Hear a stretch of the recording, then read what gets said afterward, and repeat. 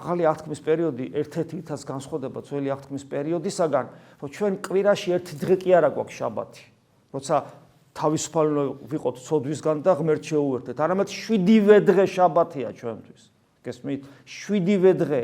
უფრო მეტიც არც ერთი წამი არ უნდა ვიყოს ჩვენ ღმერთის გარეშე. ეს არის ახალი აღთქმის ადამიანი. ეს ძალიან მნიშვნელოვანია, იმიტომ რომ მოვიდა ღმერთი ადამიანად, თავის შვილად გვაქცია და გაგვიხსნა გზა მარადისობაში და რა არის მარადისობა? ხორციელად დაждდა მარჯვენით მამისა და ეს არის ჩვენი ადგილი, სადაც ჩვენ მარადისობაში უნდა ვიყოთ. ანუ ხორციელად იესო ქრისტე ხორციელი ბუნებით, რომელიც მიიღო, დაждდა მარჯვენით მამისა და ჩვენც იქ უნდა ვიყოთ და ეს არის მუდმივი შაბათობა, ანუ მუდმივი თავისუფლება ცოდვისგან. და მუდმივი ღმერთთან ყოფობა. და ამიტომაც ნებისმიერი წესი, რომელიც ებრძვის ღვთის ნებას და სიკეთეს, თავისთავად კი არ ებრძვის.